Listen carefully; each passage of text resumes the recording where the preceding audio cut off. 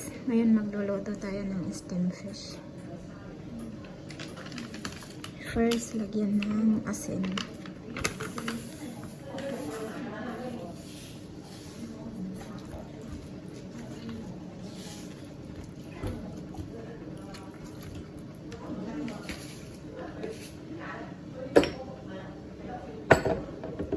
Pangalawa guys, lagyan natin ng pepper.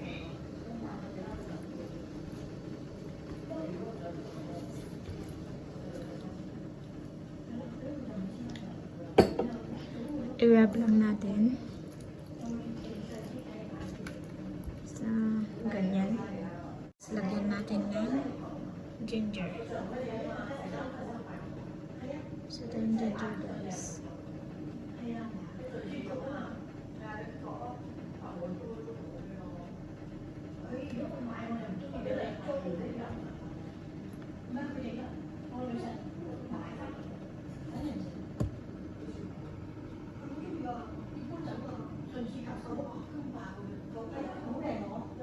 Then, lagyan natin ng sibuyas. Kahit konti lang. So, after nyan guys, ready na yan na steam. Steam natin ng 12 minutes.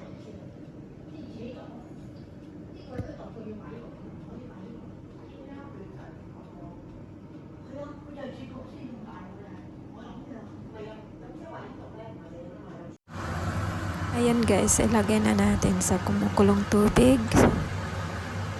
Pakuluin natin ng 12 minutes. So after 12 minutes, ayan na guys. Yung tubig mula sa isda, itapon yung tubig ng isda.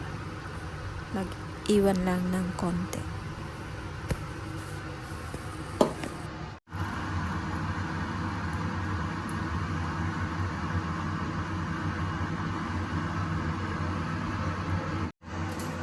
So ito guys, mix na ako sa fish. Coriander at saka spring onion.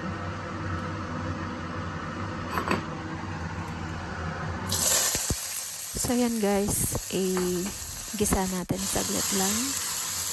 Then ibuhos sa isda.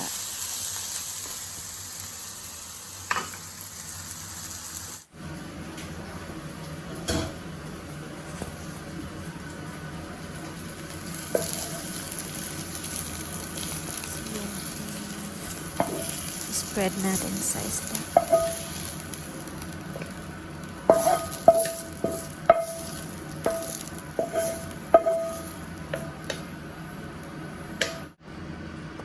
Ito ang last na ilalagay guys, seafood soy sauce. So, ito na yung pinaka-final. Pwede nang kumain after this. So, ayan, ready to serve na. So, thank you for watching guys. Hope to see you again on my next video. Thank you and bye.